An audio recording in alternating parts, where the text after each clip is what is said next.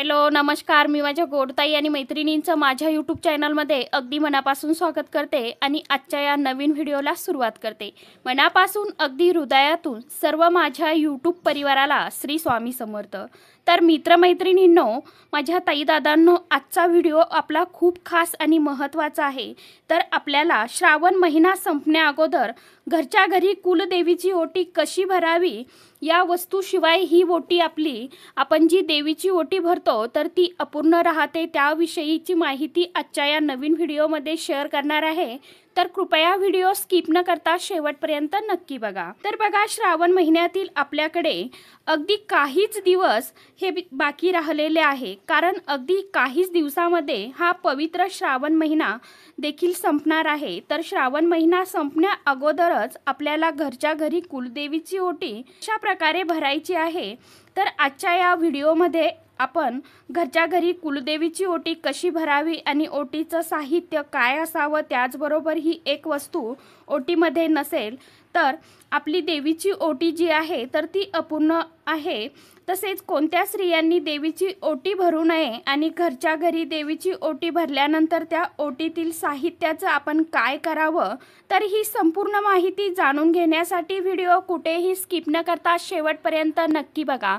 चॅनलवरती तुम्ही जर हा व्हिडिओ पहिल्यांदा बघत असाल तर चॅनलला नक्की सबस्क्राईब करा आणि असेच माहितीपूर्ण नवनवीन व्हिडिओ बघण्यासाठी बेल आयकॉनलाही प्रेस करा, त्यामुळे मी जेव्हा कधी नवीन व्हिडिओ अपलोड करेल तर सर्वात अगोदर त्याचं नोटिफिकेशन तुम्हाला येईल आणि तुमचा एकही व्हिडिओ मिस होणार नाही। चातुर्मासामध्ये सर्वात श्रेष्ठ महिना म्हणून श्रावण महिना ओळखला जातो आणि हा श्रावण महिना सात्विक भक्तिभावाने व्रत वैकल्यासाठीही आपण भक्तिभावाने व्रत वैकल्यही आपण करत असतो। तर म्हणून या महिन्यामध्ये कुलदेवीची ओटी देखील भरली जात असते।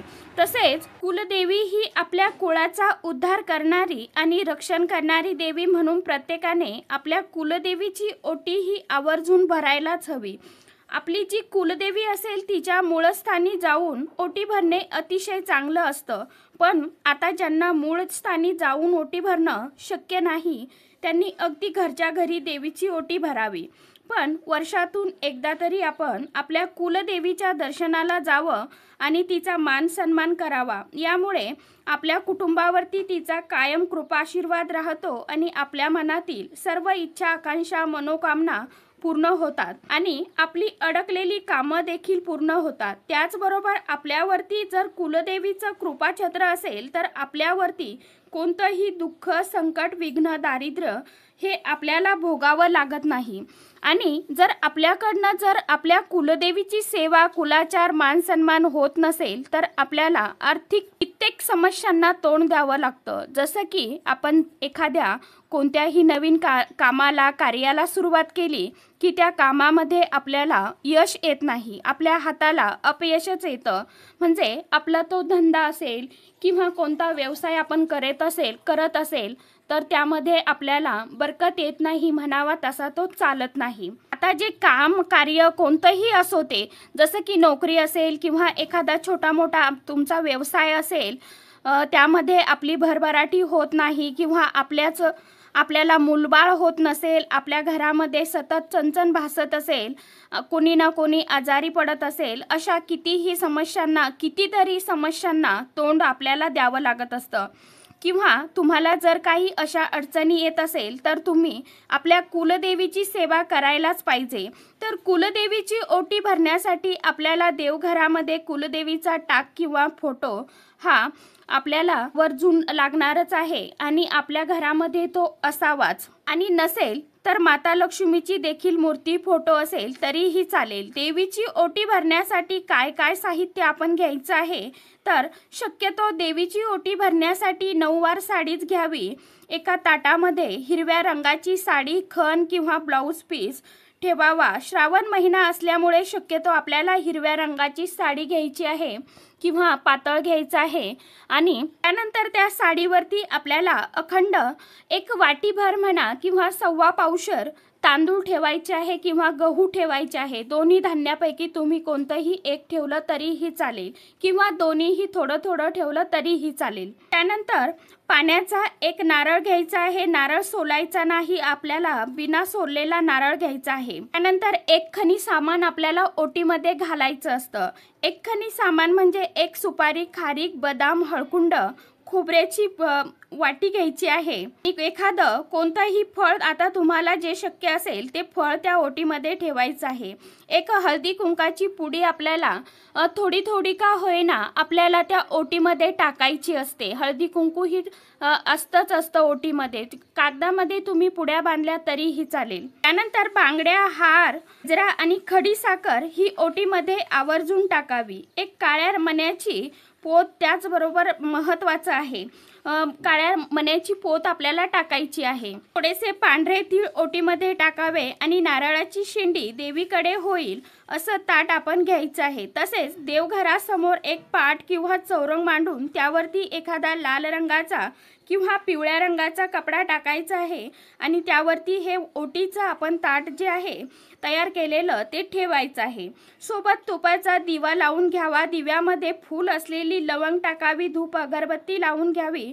त्यानंतर आपल्या देवघरातील फोटोला किंवा टाक मूर्ती असेल किंवा हेही नसेल तर माता लक्ष्मीच्या फोटोला हळदी कुंकू, एखादं गुलाबाचं फूल अर्पण करायचं आणि फूल नसेल तर पाकळ्याही अर्पण केल्या तरीही चालेल। त्यानंतर त्या ओटीला, नारळाला हळदी कुंकू लावावं। त्यानंतर या ओटीमध्ये महत्त्वाची गोष्ट म्हणजे तुम्हाला 11 किंवा 21 रुपये ठेवायचे आहे। त्याचबरोबर एक पानाचा विडा ठेवायचा आहे।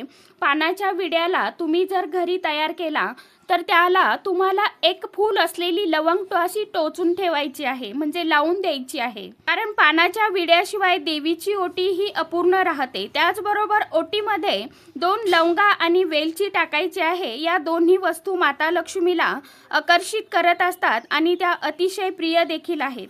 यानंतर ताटातील सर्व साहित्य हातात घेऊन देवीसमोर उभं राहायचं आहे, म्हणजे आपल्या देवघरासमोर जर घरी भरणार असाल तर उभं राहून ही आपल्या छाती समोर धरून देवीला मनोभावे प्रार्थना करायची की माझ्या घरामध्ये सर्वांना चांगलं आरोग्य, सुख, समाधान लाभू दे आणि माझ्या घराची भरभराटी होऊ दे आणि कुलस्वामिनी आई, मी तुझी घरच्या घरी ओटी भरत आहे, तू माझ्या या ओटीचा अगदी मनापासून स्वीकार कर आणि तुझ्या या भोळ्या बाबड्या भक्ताला चांगला आशीर्वाद दे आणि माझ्या कुटुंबावरती कायम तुझं कृपाछत्र आशीर्वाद राहू दे। त्यानंतर ही देवीला ओटी अर्पण करायची। परत डोकं टेकून नमस्कार करावा।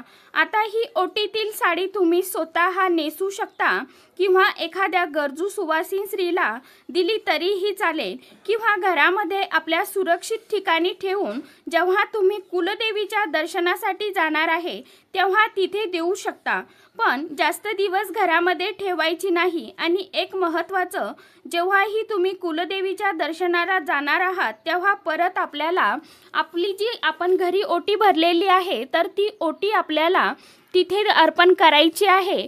परंतु आपल्याला ज्या वेळेस आपण कुलदेवीचा मान सन्मान करणार आहोत तर त्यावेळी आपल्याला सर्व साहित्य नवीन घ्यायचं आहे, साडी सर्व आणि त्यानंतर आपल्याला कुलस्वामिनीचा, आपल्या आई तुळजाभवानीचा, आता तुमची जी कोणती देवी असेल तिचा तुम्हाला मान सन्मान करायचा आहे, ओटी भरायची आहे। अशा पद्धतीने घरच्या घरी ओटी भरावी। आणि आता कोणत्या महिलांनी ओटी भरायची नाही किंवा स्त्रियांनी ओटी भरायची नाही तर ज्या महिला गर्भवती आहे, प्रेग्नेंट आहे, त्यांनी कोणत्याही देवीची ओटी भरायची नसते, कारण ऑलरेडी आपली अगोदरच देवांनी ओटी भरलेली असते। त्यामुळे आपल्याला दुसऱ्या देवांची किंवा एखाद्या सुवासिन स्त्रीची किंवा कोणाचीही ओटी भरायला म्हणजे चालत नसतं असं शास्त्र देखील सांगतं। आणि म्हणजे आपल्यापेक्षा मोठ्या ज्या स्त्रिया आहेत त्या देखील म्हणतात।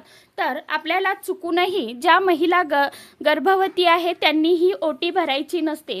तुमच्या घरातील दुसऱ्या कोणी भरली तरीही चालेल। झालेली सेवा आई तुळजाभवानी कुलस्वामिनीच्या चरणी रुजू करते आणि आजचा व्हिडिओ इथेच थांबवते। परत भेटूया नवीन व्हिडिओसोबत, नवीन माहितीसोबत। तोपर्यंत सर्व माझ्या यूट्यूब परिवाराला श्री स्वामी समर्थ।